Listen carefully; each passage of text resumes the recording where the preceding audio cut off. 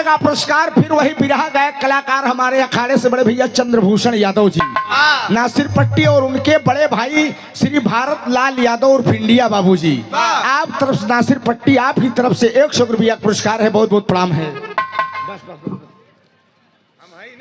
आप राजकुमार यादव पूर्व प्रधान दुघरा बाबू जी की तरफ से, पूर्व प्रधान जी की तरफ से 100 रुपया पुरस्कार। मेरे दोस्त कार्यक्रम आयोजक हमारे संचालक राम सिंह गुप्ता बाबू जी का आदेश रहा, एक सामाजिक जो इलाहाबाद का खाटी बिरहा की पहचान है, आप सुनाइए। तो मास्टर साहब आवा।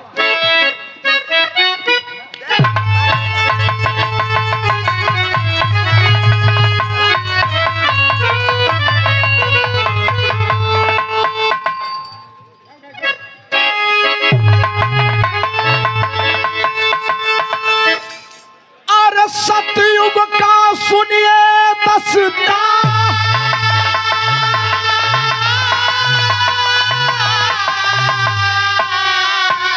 अरे तनारी नर्मदा रही महान, जाके अनसुईया से बोली है मुस्कान।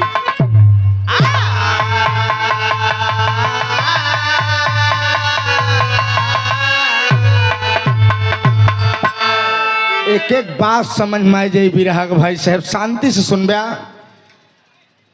नर्मदा मानसुईया की एक शिष्या है। एक दिन नर्मदा खा पी कर कुटिया में आराम कर रही है।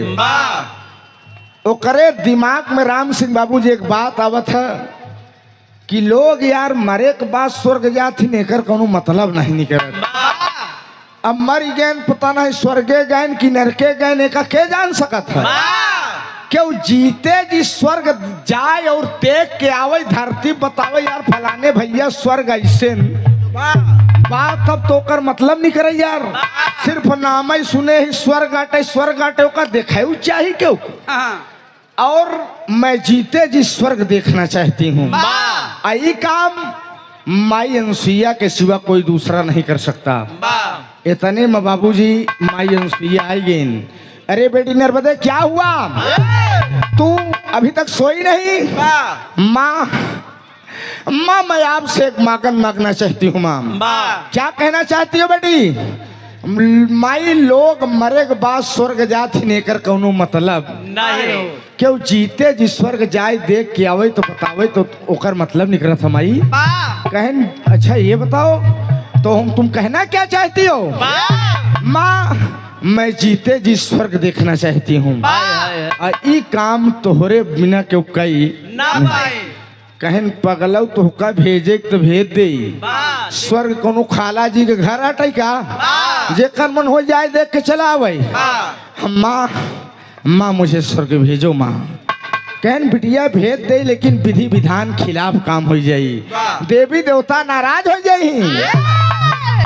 नर्मदा कहा माई तू ब्रह्मा विष्णु शंकर जी 6 महीने की लड़कियां बनाई ली हो, विधि विधान खिलाफ रहा, तू हमका स्वर्ग भेजा। माई दद्दा राम आधार के टेरी लगत मर साहब।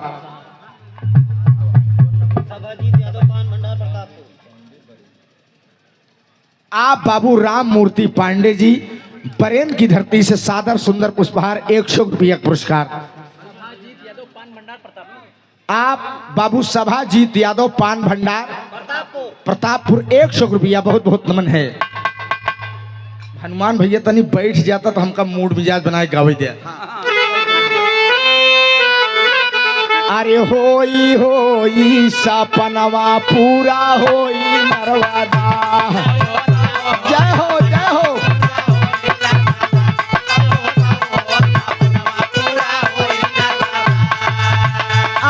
स्वर्ग लोक में भेजबाई स्वर्ग लोक में, भेजबाई स्वर्ग लोक में, भेजबाई स्वर्ग लोक में रोक न पही कोई सपनवा पूरा होई नर्मदा।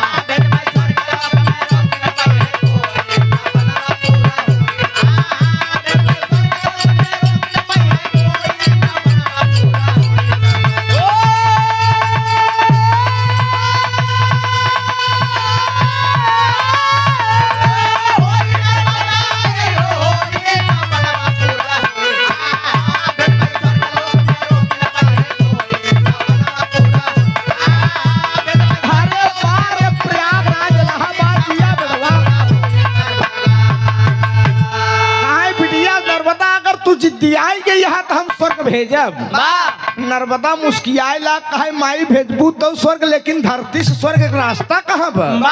कहीं पगला हम ब्रह्मा विष्णु शंकर जी 6 महीने के लड़कियां बना सके तो हम धरती से स्वर्ग के रास्ता नहीं बना सकी। कहीं सुनो ये पकड़ना कहे अरे चरण कमल से या नसुइया के या तभुत ज्योति जब निकली,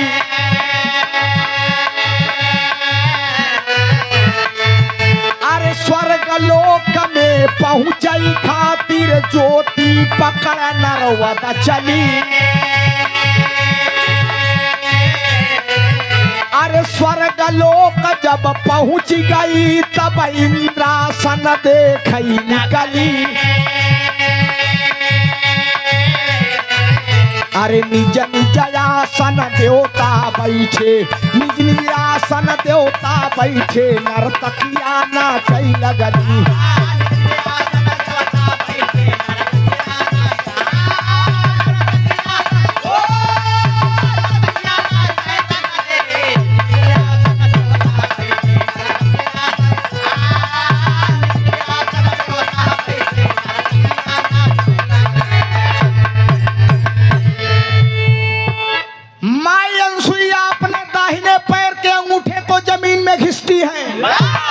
ऐसे घिसिन बिरहा सुने वाले पंचों एक ज्योति प्रकट हुई जो धरती से लेकर स्वर्ग तक का रास्ता तय करती है।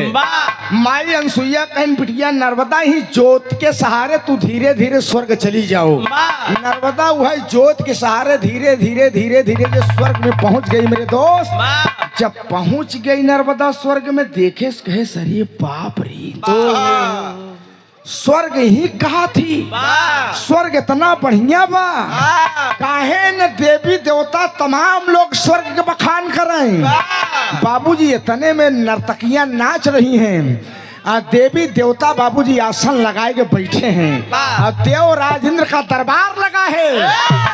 नर्मदा वहीं खड़ी हो के स्वर्ग लोक के अवलोकन करत बाबूजी। नर्तकियां गा क्या रही है मास्टर साहब?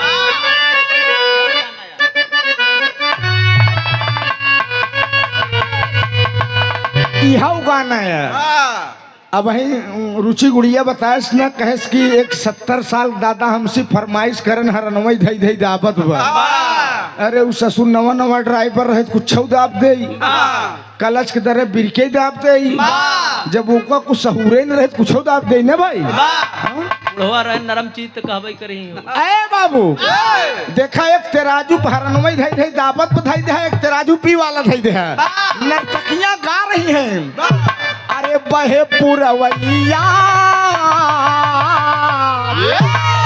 अरे बहे पुरवैया उड़ेला मोरा घाघरा, बहे पुरवैया उड़ेला मोरा, बहे पुरवैया उड़ेला मोरा घाघरा, उड़ेला मोरा घाघरा, उड़ेला मोरा घाघरा, उड़ेला हो जय हो।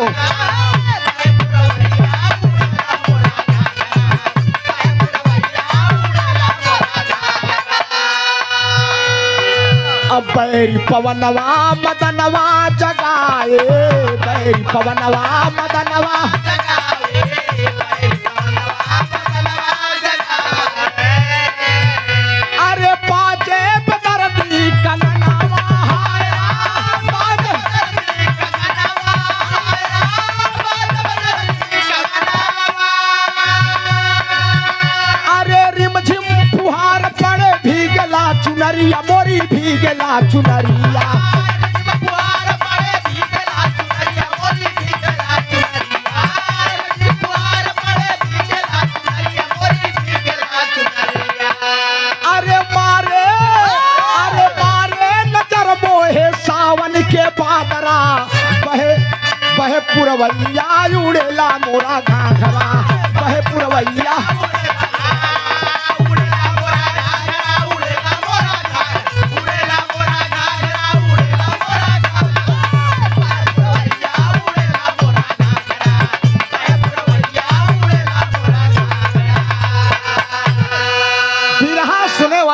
पंचो कहानी पर गौर करेंगे। नर्मदा देखत में नर्तकियां नाच रही हैं, देवी देवता आसन लगा कर बैठे हैं। अरे नर्मदा इसे चारों तरफ चक्कर मकर घूमत बे करे, बाप रे, यही कि स्वर्ग कहा थी। काहे ने लोग स्वर्ग के बखान करें। इतने में बाबू ने नाच गाने का कार्यक्रम खत्म हुआ तो होता क्या है मार साहब। अरे नृत्य का जब ही हुआ समापन, देव किए प्रस्थान। अरे चकित नर्मदा खड़ी रह गई, अरे मन में करत गुना न हो, सपनवा पूरा हो नर्मदा। अरे तबले देवराज के पड़ गईले सामनवा। जितना देवी देवता नाच गाना देखत रहे, ब्रह्मा जी ब्रह्मलोक, विष्णु भगवान क्षीर सागर, भोलेनाथ कैलाश पर्वत, हरखू महाराज फूलपुर, एक झापड़ मार बह उलट जाए। हरखू महाराज हुआ का करेगे रहे। ए बाबू, इतने में सब देवी देवता उठ उठ अपने लोग चले गए। इतने में होत का है पंचो, नर्मदा के ऊपर देवराज इंद्र की नजर पड़ी। देवराज इंद्र देखे कहें यार एक लड़की स्वर्ग में खड़ी है, ये कौन है भाई। बाबूजी देवराज इंद्र गए, कहे लड़की तुम कौन हो, कहाँ की रहने वाली हो, कहाँ से आई हो। नर्मदा हाथ जोड़ कहे देवराज, देवताओं के राजा, मैं महासती अनसुईया की शिष्या हूँ, मेरा नाम नर्मदा है। देवराज इंद्र कहे नर्मदा हो तो हिया का करे चली आओ। कहे लोग मरने के बाद स्वर्ग देखते हैं, इसका कोई मतलब नहीं निकलता, मैं जीते जी स्वर्ग देखने आई हूँ। देवराज इंद्र गुस्से में एकदम त्योरी चढ़ गई बाबूजी। अरे बाप रे बाप, स्वर्ग नहीं ससुर खाला जी घर हो गए, जेकर मन हो जाए स्वर्ग देख के चला जाए। देवराज इंद्र गुस्से में करते क्या है, 2 लाइन राधे श्याम लगा।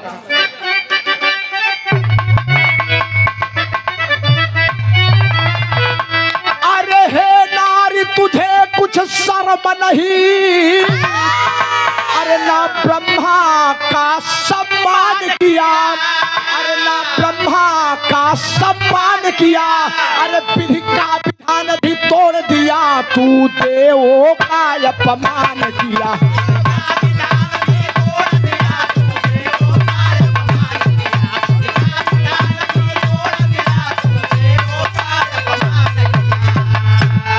अरे चल भाग यहाँ से नालायक, अरे ना तूने अच्छा काम किया, अरे ना तूने अच्छा काम किया। चरणों की ठोकर दे करके नर्मदा कहे अपमान किया।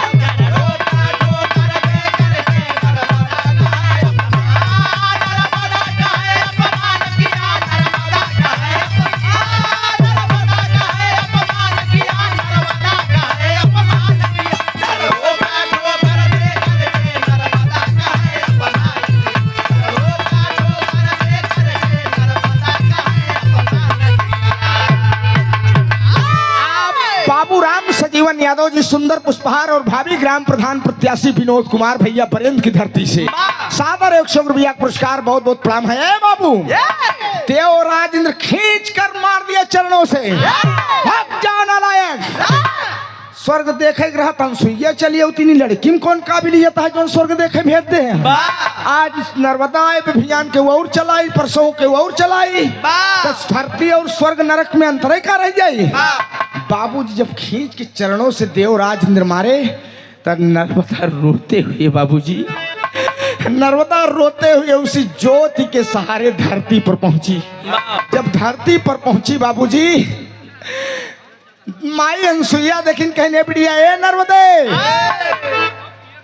आई गयो बिटिया, स्वर्ग कैसे रहा लाडली, स्वर्ग देखा बेटी। नर्मदा रोकर कहती है कि माँ स्वर्ग तो बहुत अच्छा रहा माँ। अरे पगली तेरे आंखों में आंसू, तू रो क्यों रही है रे।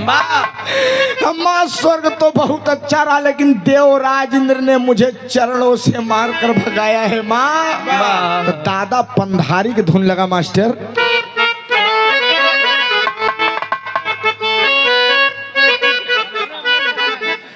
अरे बनवारी हो बनवारी। सही हो, अरे बाल प्रयागराज।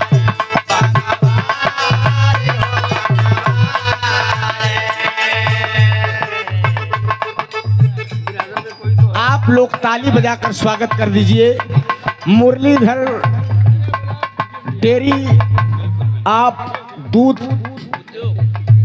प्लांट के मलिकार साहब, आप बाबू जितेंद्र यादव जी फदवा सैदाबाद, बड़ा प्यार दुलार आप बिहार के।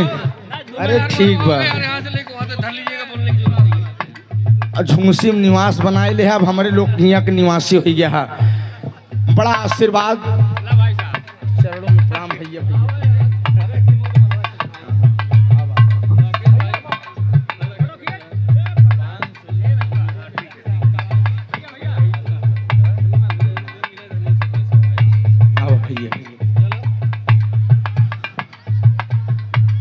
ये पूरी टीम है, आप यतकुल शिरोमणि आनंद कंद मुकुंद मुरली मनोहर कन्हैया के खानदान से हैं बाबूजी। आप लोग स्वागत करिए। जोन हमार आपन सब एक दूध जात भाई साहब, ये हमारे जितेंद्र साहब के प्लांट में खपत होत बजान ले।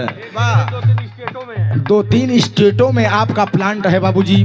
बिहार, उत्तर प्रदेश, झारखंड, एमपी, मध्य प्रदेश, हर कई, राजस्थान में भी बा। आप पूरे साथियों की तरफ से सादर 2100 रुपए का आशीर्वाद, ताली बजाकर आप लोग स्वागत कर दीजिए। मैं चरणों में प्रणाम करता हूँ, नमन करता हूँ। एक स्वर में सब सकल मंच के पहले की प्रणाम बा। आशीर्वाद की आकांक्षा प्रतीक्षा है बाबूजी। ले लेना भैया।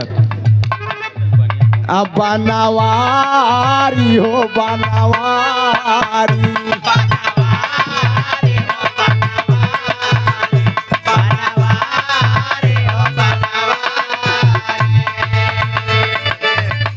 कबले ब्यासुधिया हमारी। दादा पंधारी के कबले ब्यासुधिया हमारी बनवा।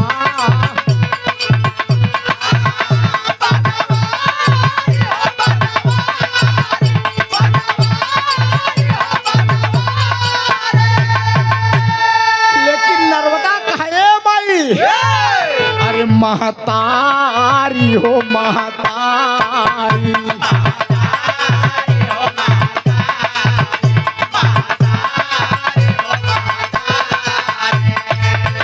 हमके इंद्र देह न धुतकारी, हमके इंद्र देह न धुतकारी। महतारी हो महतारी।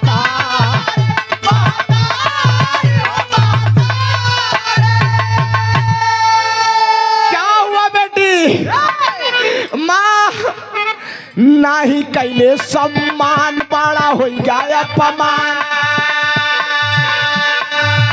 नाही कैले सम्मान, बड़ा हो गया अपमान। हमके चारण से बिहाले न मारी। महतारी हो महतारी।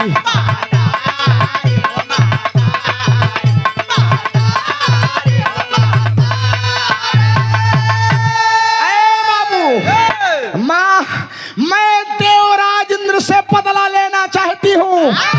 मुझे चरणों से मारकर भगाया है, मेरा ही अपमान नहीं, पूरी नारी जात का अपमान देवराज इंद्र ने कर दिया। नरमाई अनसुईया नर्मदा की बात सुन, कहीं सुना बिटिया? देवराज इंद्र से बदला ले तक काम करवाई। नर्मदा गुस्सा के कहे माई एक काम नहीं 1000 काम करे बड़े तैयार है, लेकिन हम देवराज इंद्र से बदला ले। तू लाइन विदेशिया का भाव लगत, विदेशी भिखारी ठाकुर वाली। आइए आइए।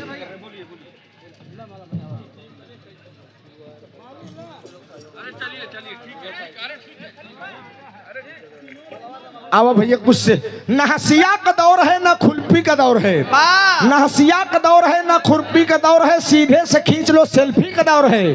पूरी कचौड़ी कहूँ महकती नहीं ने, चाट चाउमीन और फुल्की का दौर है। कुछ लोग बाकी रह गए थे भैया, कुछ लोग बाकी रह गए हैं साहब। ले ले ले ले। हाँ बिल्कुल, ये यादें रह जाती हैं। सामने देखिए, सामने सामने यही यादें रह जाती हैं। आप विनोद कुमार भावी प्रधान बराबर बहुत बहुत प्रणाम है। बोलिए विनोद कुमार भावी प्रधान बोल दीजिए। आप बाबू जवाहिर लाल भारतीय सुंदर पुष्पहार 100 रुपया। बराबर विनोद कुमार भावी ग्राम प्रधान प्रत्याशी बरेंद्र, आप लोग आशीर्वाद बनाइए। संघर्षों के साथी हैं, युवा दिलों की धड़कन है, गरीबों के मसीहे हैं बाबूजी। और बिटिया उटिया के बियाह फनी तनी पनीर उनीर के धंधा है, उमर रियायत कह दे है। हाँ एक जान ले है। अरे ठीक बाबू, आप रियायत कह दे, आप मेहनत करा, संघर्ष करा। मुसाफिर हमने कहा ना, मुसाफिर अगर अपनी मंजिल न छोड़े सफलता उसके कदम चूमती है। आप सब लोगों की तरफ सादर 21 रुपया का पुरस्कार, चरणों में प्रणाम है। ताली बजाए जब सेल्फी का दौर खत्म बा, हमारा छोटा सा भी रहा बच्चा बा, रुचि गुड़िया का नंबर देख बस साहब हर एक प्रयास करब कि रुचि गाना सुन के तब जाया आप लोग। हाँ हाँ हाँ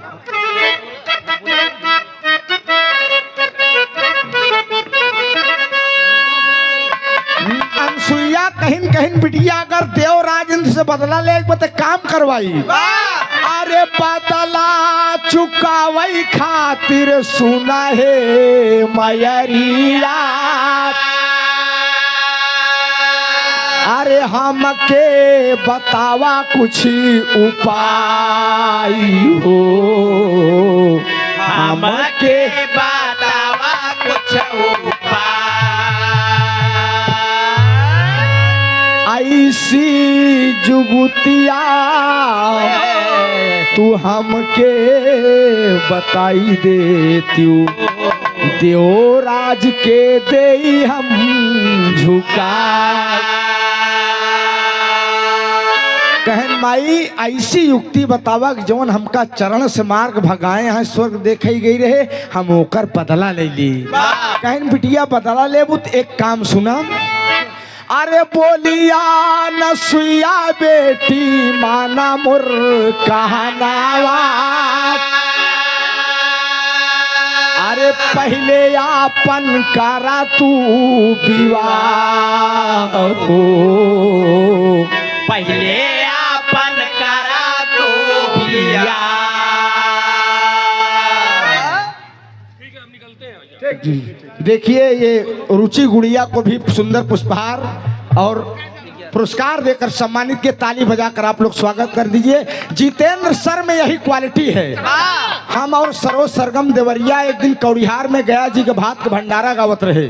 जितेंद्र सर पहुंच गए, कहन राकेश कस, उन्होंने मुझे भी उतना ही सम्मान दिया, उतना अगले कलाकार को भी दिया, क्योंकि ये सब प्लांट के मालिकार हैं, इनके पास समय का अभाव है, लेकिन इतना ही समाज में आप सब दे देता है, इतना ही क्या कम है। अरे बाबू अनसुईया कहीं बिटिया अगर देव राजेंद्र से बदला ले तो का पहले आपन बियाह करवाई।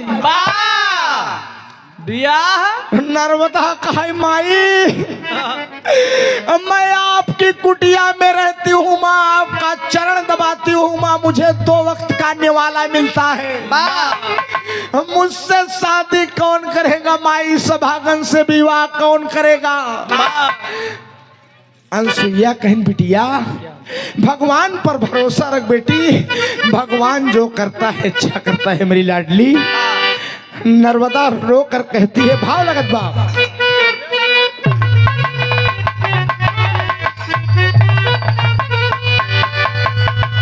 अरे भला कौन है जो कि, अरे भला कौन है जो कि मुझ पे मरेगा, भला कौन है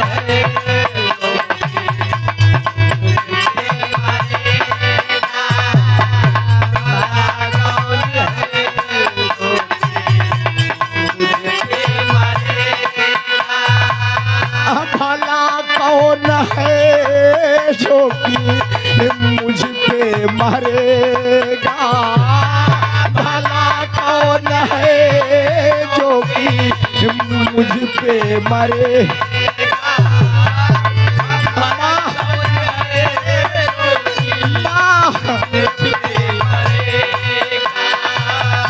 कौन से या भागन से, कौन से या भागन से शादी करेगा।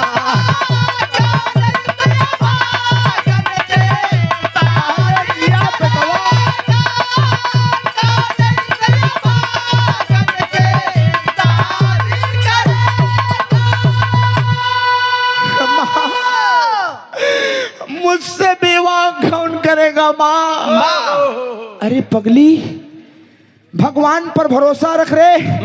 भगवान जो करता है अच्छा करता है। तू खा पी कर कुटिया में सो जा, खा पी कर कुटिया में सो जा। तू जब सुबह कुटिया के बाहर निकलेगी, गौर करेंगे मेरे बिरहा सुनने वाले बंधुओं, जब तू कुटिया से बाहर निकलेगी तो सबसे पहले जो तुम्हें मिल जाएगा कुटिया के बाहर, उसको अपना पति मान लेना। नर्मदा रोई लाख कहे माई, मान ला हम सोए के कुटिया के बाहर निकले, कुकुरे बिलार मिल गए माई, हम अपन पति मान ले। साढ़े और टहरता है मार भाई। बेटी भगवान के ऊपर भरोसा रख, भगवान जो करेगा अच्छा करेगा। बाबूजी नर्मदा गई, जवन नमक रोटी रहा खाएस, खाए के कुटिया में आराम करे लाग। बाबूजी खाए के जब कुटिया में आराम करे लाग, सोई गई। भगवान के लाख लाख धन्यवाद करे, कहे भगवान जे क्यों भी मिले मर्द मिले। रहा एकदम आखिरी पड़ाव पे है पंचो। गौर करा, जब नर्मदा सोई के सवेरे कुटिया का बाहर निकली, आँखी मीजत, जब आँखी मीजत बाहर निकली, बाबूजी ते ठीक कोढ़ी वहीं ऐसे माछी भिन भिनात यहाँ हुई कोढ़िया। बाबूजी ऐसे पराबा, एक झापड़ मारा हम कनो कोढ़ी कल अंदर रही क्या यार, हम बतावत ही। बाबूजी कोढ़िया वहीं पराबा।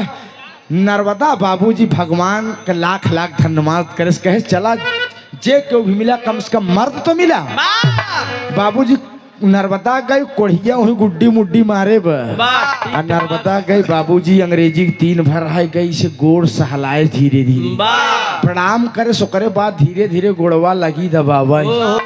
जब गोड़वा दबावे लग तो कोढ़िया के लगी सरसराहट बढ़े भाई। कोढ़िया के सरसराहट बढ़े, कहे अरे देवी के हमका छोड़ दे, हमका जाए दे। नर्मदा कहे अरे मोर राजा कहाँ जाए तू, हम तो से बियाह करब न।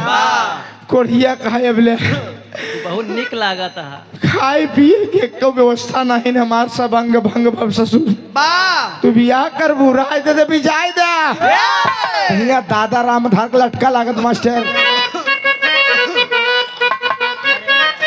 आप भैया राम बाबू यादव, थाना पुरहड़िया, देवराज मौर्य, बरेंद्र की धरती, सादर 50 रुपया, बहुत बहुत प्रणाम है।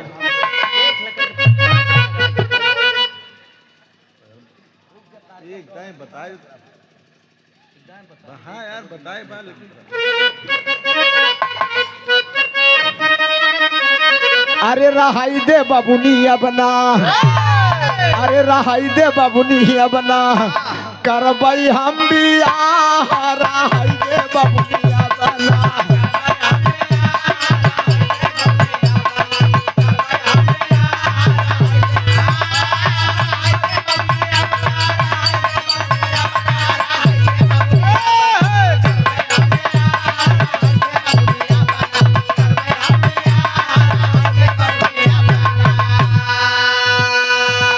अरे कोढ़ावा से काटी गईले सागर और बादानिया,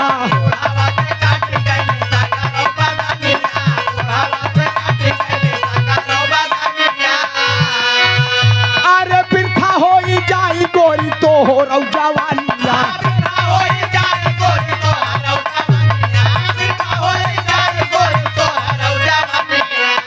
अरे तोहरे साथे होई नहीं हमारा निबाह, रहाई दे बाबुनिया बना, करबई हम बियाह, रहाई दे बाबुनिया बना, करबई हम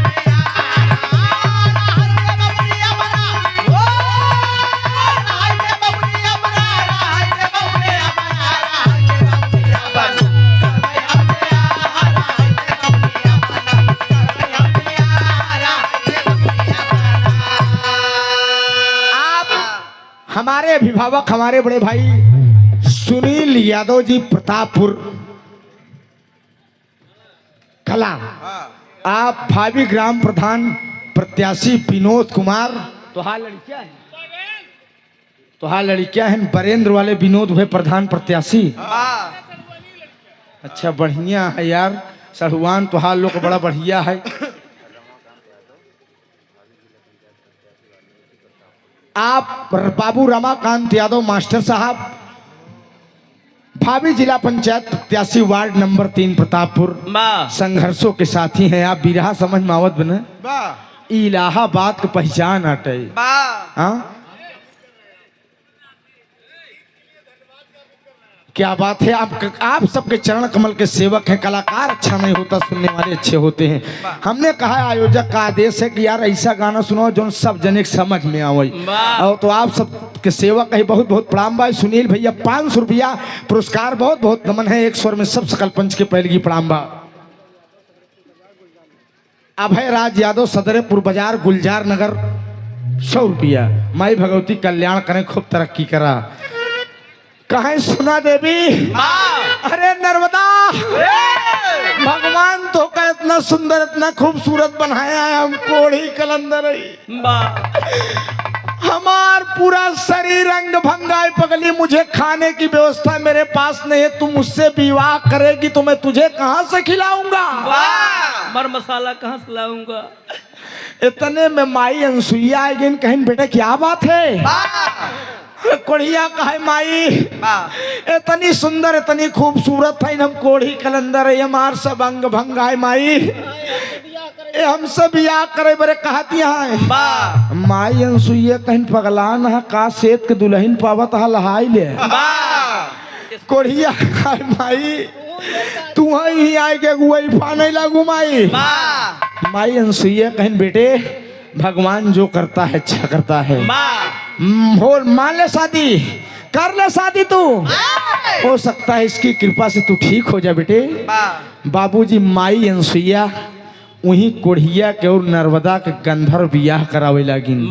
कोढ़िया कहे माई बियाह करावत या लेकिन शादी तो हम कह ले, लेकिन सुहाग रात न मनाऊ। कहे नुका है कहीं मिठाई माई बाबूलाल सकौड़ा वाले खिया से मंगावा तब एक झापड़ मार बहे उलट जाबे। तोहरे बाबू वहाँ हलवाई है क्या? ये अपन सुहाग रात समझत लागत हुए। अरे बाबू कहा बेटा क्यों नहीं मनाओगे? माँ हाथ होता है दान देने के लिए, पाँव होता है तीरथ करने के लिए, पेट होता है प्रसाद ग्रहण करने के लिए, मुंह होता है भजन करने के लिए, कान होता है भजन सुनने के लिए। लेकिन माई शरीर के कौअंग हमार ठीक नहीं। माई हमार अभिलाषा है कि हम सब जगह तीर्थ स्थल का दर्शन करब। अगर हमका नर्मदा दर्शन कराई दे तब हम सुहाग रात मनाओ। बाबूजी इतने नर्मदा माथा चूम लिया कि वाह मेरे स्वामी, आप जैसे पति की मुझे खिदमत करने का मौका मिला। ये मेरे लिए बड़े सौभाग्य की बात है। आजो को मेहरारू करी। और मिला अपने पति के वियोग में 14 वर्ष एक पैर खड़ी रही, आज 14 दिन में खड़ी हुई। विनोद कुमार यादव नासिर पट्टी क्षेत्र पंचायत सदस्य 500 में 100 रुपया। आप क्या बताए हैं? विनोद कुमार यादव क्षेत्र पंचायत सदस्य नासिर पट्टी। सही से बताया यार, वीरेंद्र कुमार बीडीसी क्षेत्र पंचायत सदस्य नासिर पट्टी 100 रुपया। बहुत बहुत प्रणाम वीरेंद्र बाबू। इन गड़बड़ाई दे हम करेक्शन कर दे कहे घबराता है। बहुत बहुत प्रणाम है, बहुत बहुत नमन है। अरे बाबू नर्मदा बाबूजी कोढ़िया खुशी में गोदी में उठाए ले। आज सैया कहाँ चली? बाबू दिया उस्ताद वाली लाइन लगत मार साहब।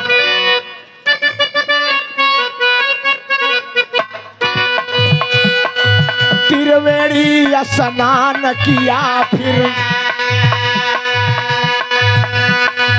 आगे रास्ता निकल पड़ी। ऋषि के सहारी द्वार हो तकी बद्रीनाथ पहाड़ चढ़ी। केदारनाथ यऊ अमरनाथ से, केदारनाथ यऊ अमरनाथ से बैजनाथ बहादुर बड़ी। अरे काशी में जब पहुंच गई, अरे काशी में जब पहुंच गई तब विश्वनाथ पे नजर पड़ी।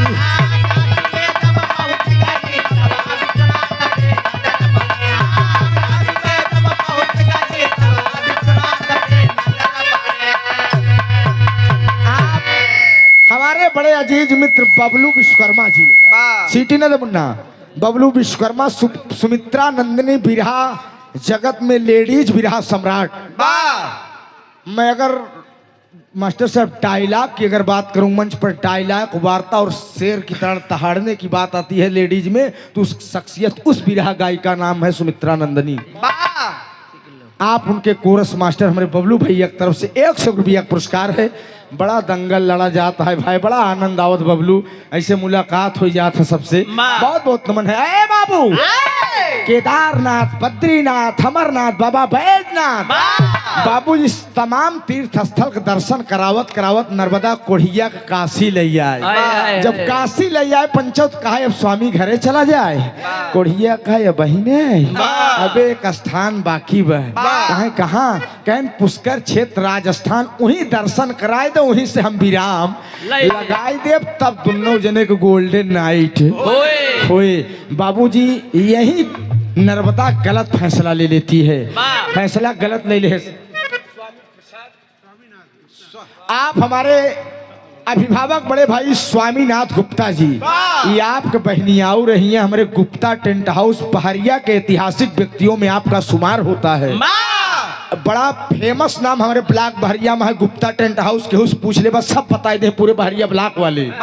इस स्वामीनाथ हमारे पूजनी भैया जी की तरफ से 100 रुपया पुरस्कार का करबे सार संसार है स्वामीनाथ। जैसे जैसे एक हुकसार है तो नहुक के उसार। वाह, बहुत बहुत प्रणाम है, बहुत बहुत नमन है। आप दीपक गुप्ता देवदाना की धरती से, अरे जिया शेर, 100 रुपया पुरस्कार, बहुत बहुत प्रणाम है। अरे बाबू, कोढ़िया का बात सुन के नर्मदा ही गलत फैसला ले ले। गर्मी का सीजन में चिलचिलाती धूप है, पुष्कर क्षेत्र राजस्थान, कोढ़िया का लेके चल देश मास्टर। एक लाइन बिरहा आखिरी धुन लगत बाप।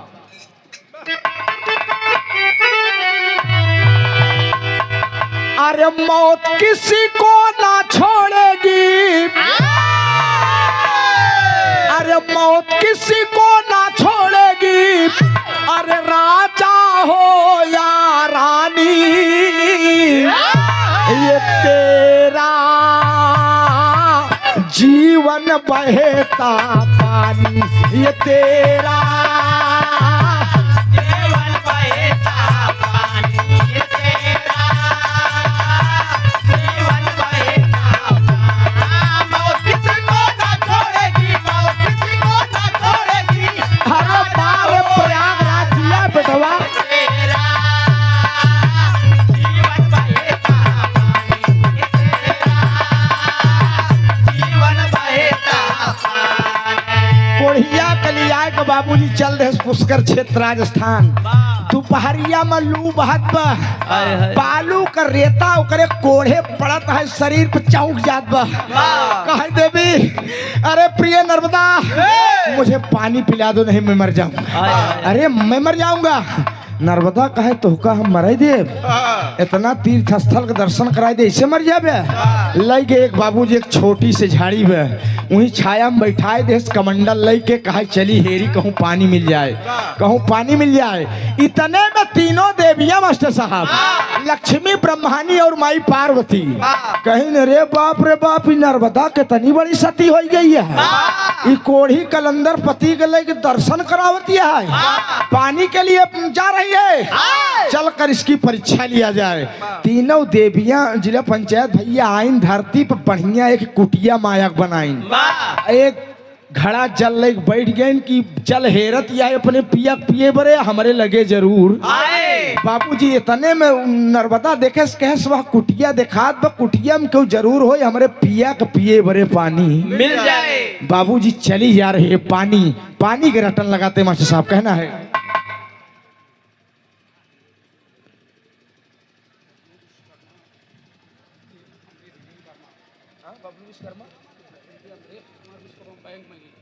आप बबलू विश्वकर्मा के भतीजे अमरेश कुमार विश्वकर्मा बैंक मैनेजर साहब, इस सुंदर पुष्पहार 100 रुपया हमारे अभिभावक जिनके सौजन्य से हम यहाँ तक पहुँचे, बिमल यादव खोवा व्यापारी अभयपुर धोबहा, 100 रुपया हमारे भाई की तरफ से बहुत बहुत प्रणाम है, बहुत बहुत नमन है। प्यासे पति जी तड़प रहे हैं,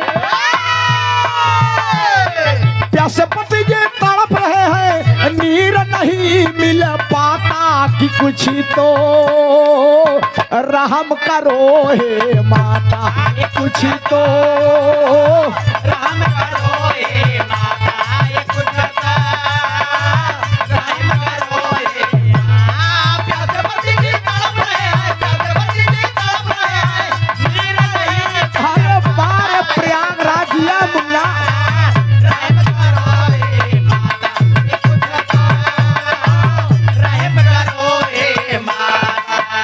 पानी कुटिया में गई कहे माई, ई कुटिया में के बा? लक्ष्मी ब्रह्मानी माई पार्वती रूप बदल खड़ल चल रही बैठी हैं। विनती करती हूँ मैं, पाँव पकड़ती हूँ मैं, विनती करती हूँ मैं, पाँव पकड़ती हूँ मैं, विनती करती हूँ मैं, पाँव पकड़ती हूँ मैं। थोड़ा सा पानी दे दो, हमें जिंदगानी दे दो। थोड़ा माँ, माँ मुझे मेरे पति प्यासे हैं, पीने के लिए पानी दे दो। तीनों देवियां कहीं ने नर्मदे तो का एक कमंडल नहीं, पूरा घड़ा भर कदाई दे, पूरी गगरी भर कदाई दे। लेकिन एक काम करना होगा। नर्मदा ने कहा कि माँ मुझे पानी दोगी तो एक काम करना होगा। एक काम नहीं, मैं हजारों काम करने के लिए तैयार हूँ। चाहिए क्या आपको? तीनों देवियों ने कहा कि अपना दोनों पैर काट कर हम तीनों लोग को दे दो, एक कमंडल जल नहीं एक घड़ा दे दूंगी। बाहर नर्मदा डरी नहीं बल्कि मुस्कुरा दिया बाबूजी। कहा है हम दोनों गोड़ काट के दे दे, तू एक घड़ा जल दे दे। कहा है हाँ। तीनों देवियन सोचिन का अपन गोड़ काट दे अपने पति पिए भरे पानी भरे। बाबूजी नर्मदा कहे कटारी लाओ। मास्टर साहब तो होत का है कटारी ले कहत का पहपट के लाइन बाप।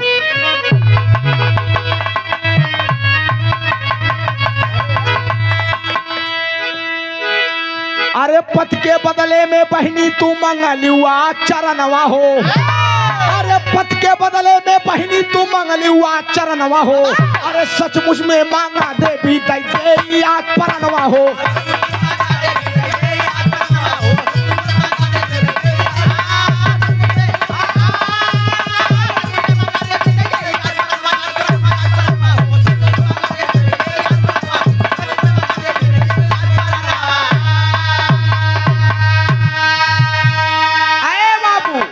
नर्मदा कहे देवी तू गोड़ मांगत हूँ, अपने पति के लिए अपना पूरी प्राण न्यौछावर करने के लिए तैयार हूँ।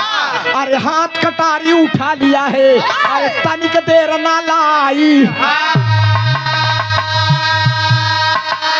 अरे दोनों पैर को काट दिया तब, अरे दर्द से ना चिल्लाई,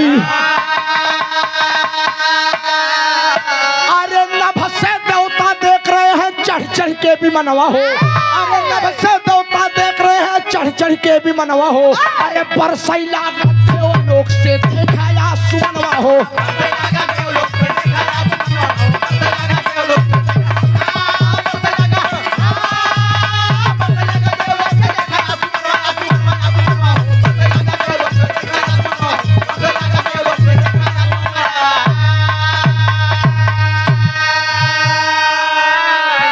सुने वाले मेरे दोस्त ई आखिरी लाइन न सुनत बेकार है। नर्मदा जब दोनों कटारी लेकर दोनों पैर को काट देती है अपने पति को पानी पीने के लिए, तो बाबूजी देवराज इंद्र का इंद्रासन हिलने लगा कि एक सती पतिव्रता स्त्री अपने पति की प्यास बुझाने के लिए दोनों पैर काट दिया। बिरहा सुने वाले बाबूजी देवी देवता स्वर्ग लोक से फूलों की वर्षा करने लगी, फूलों की वर्षा करने लगे। हनुमान काका एक मिनट, वर्षा करने लगे बाबूजी, और तीनों देवियां तीनों देवियां अवाक हो गई, खूनों की धारा बहने लगी। तीनों देवी लक्ष्मी, ब्रह्मानी माई, पार्वती, बाबूजी घड़ा दी, नर्मदा गोड़ कटा है, खूने की धारा बहत बा, और ऐसे एक हाथे मास्टर साहब घड़ा संभालती है, और संभालत पे गोड़ कट गया, ऐसे घिसत की चली जाती है। जब घिसत चली जाती है तब देवी देवताओं के आंखों से आंसू गिरने लगे बाबूजी। जो देवराज इंद्र नर्मदा स्वर्ग देखने गई थी, चरण से मार कर भगा दिए थे, उनकर इंद्रासन हिलत व देवराज इंद्र धरती पे आई गए। तो मास्टर आखिरी प्रमाण में कहना है, आप बाबू रमाकांत यादव जी मास्टर साहब, भाभी जिला पंचायत प्रत्याशी, वार्ड नंबर 3 प्रतापपुर। संघर्ष करिए गुरुजी, मेहनत करिए, और कोई चीज कठिन नहीं होती। समाज की सेवा ही सबसे बड़ी सेवा है, आप समझ लीजिए। बाकी सेवा तो ढेर जने करता है, हाँ, क्योंकि मेहरुओं की सेवा ज्यादा ध्यान देता। वो सेवा तू करता है, वो सेवा एक करत बेचारा जाए लागत बिना भाई साहब, दुल्हनिए का ससवावत बहुत, और लगातार प्रोग्राम हो जाता हमका गरियावत। गाय बिरामी गाड़ू रोज प्रोग्राम ही रहत, हमरे वो चल जात। हम कहे दुल्हन का करबू, जोर है तो जंग है, नहीं मामला बेढंग है। 100 रुपया बहुत बहुत प्रणाम है, बहुत बहुत नमन है। ए बाबू,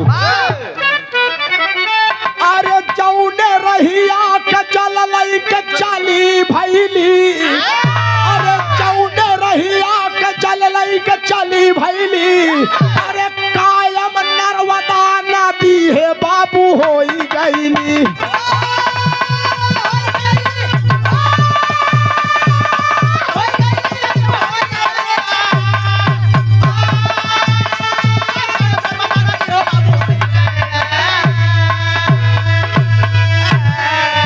अरे कल्याणी नदी भैली, अरे नीलमल जय करप्पा,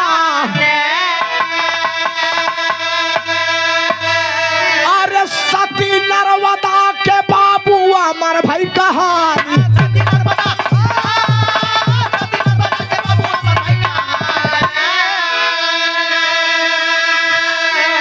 बाबूजी जौने रास्ता से नर्मदा घिसकर चली जात बा, एक नदी की उत्पत्ति होती है, धरती फट जाती है, पानी निकलने लगता है। आप समझिए, देवराज इंद्र आए, नर्मदा गोड़वा फहराए। बाबूजी गोड़ तो कटा, नर्मदा कहा, ये देवराज आप ऐसा ना करें।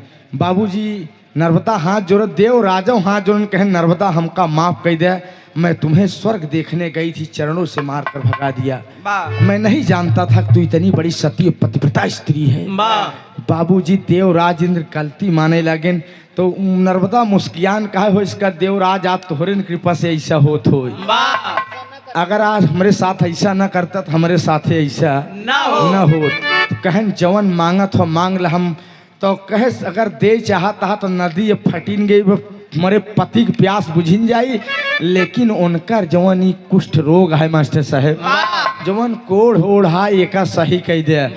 देवराज इंद्र आशीर्वाद दिए कि तुम्हारा पैर जैसे कथा वैसे हो जाए, और तुम्हारे पति का कोढ़ ठीक हो जाए। इधर कोढ़िया वहीं पियासा झाड़ी के नीचे बैठा, जब नई नई अंगुरी जामैला, कोढ़िया कहे सरे अब मरब हम मरीज के मरई खोत एक दाई ठीक होते। तने नर्मदा बाबूजी पहुंच गए, पानी पियस। कोढ़िया कहा कि अब हम मर जाब देवी।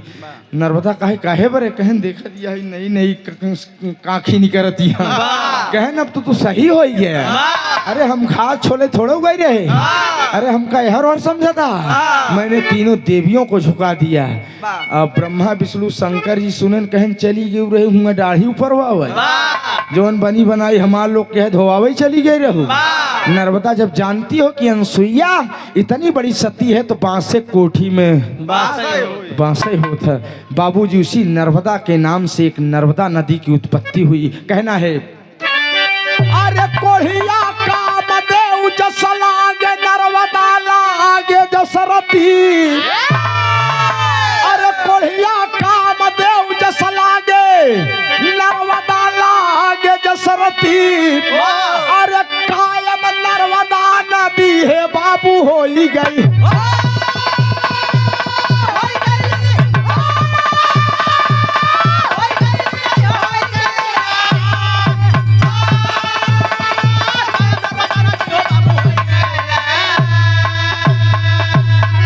मेरे दोस्त, आज सती नर्मदा के नाम से नर्मदा नदी की उत्पत्ति हुई है। हमारी माताओं बहन बेटियों को सीख लेना चाहिए। अरे वाह, हमार चेला है अमिताभ यादव जख्मी इतराठी जौनपुर।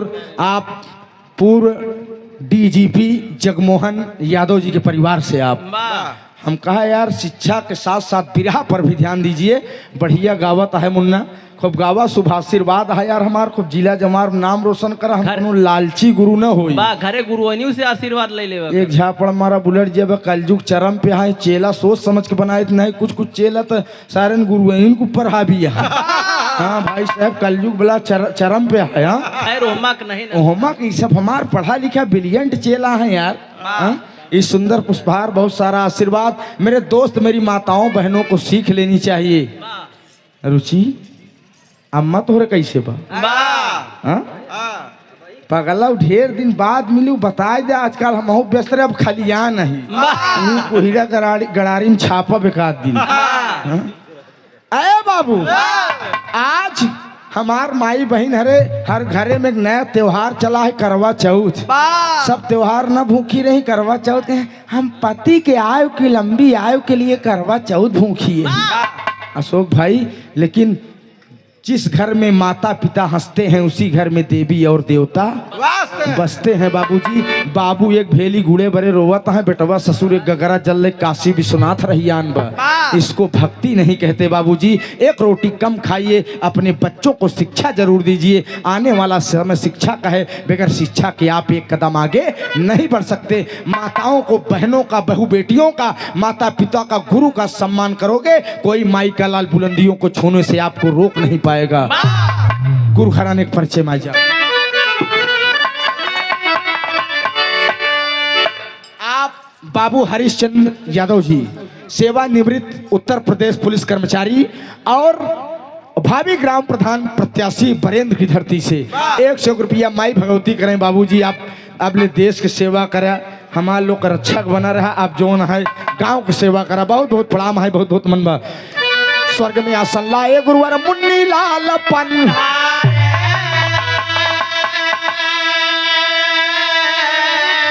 अरे कथन किया कभी फूला,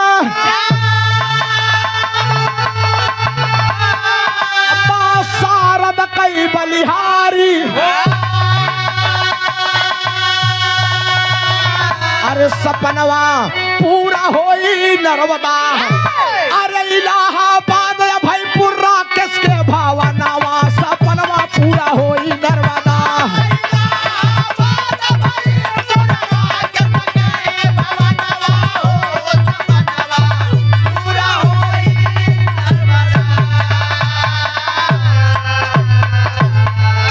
आप बाबू वकील यादव जी, आप दलपतपुर की धरती से, आप राजस्व विभाग में कहाँ मत यार, राजकर्मी वह कहते हैं राजस्व विभाग हमका बतावता है। ये 100 रुपया उत्तर प्रदेश के आप राजकर्मी बढ़िया है मेरे दोस्त, मेहनत करे समय 45,000 तुम लोग ठीक करता है। देखा लास्ट लाइन उधर से देखा, चलते चलते चलते कौशाम्बी वाला। अरे दुनिया का मेला, मेले में लड़की अकेली सन्नो नाम उसका।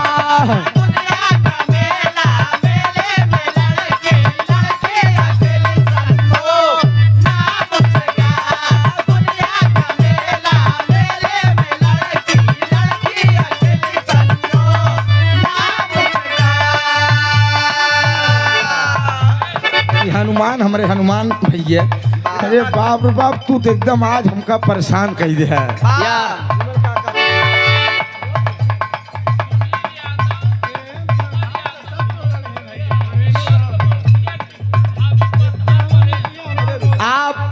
सुनील यादव प्रतापपुर विनोद के मौसिया भाभी ग्राम प्रधान प्रत्याशी बरेन। बहुत बहुत प्रणाम है यार तू उनका नमो बिगाड़ा था। इनका नाम नहीं बिगाड़ते पगलऊ ये तो हमार बिटिया अटे रुचि बता। झगड़ा लगाओ तोहरे जिला का लड़का तोहरे जिला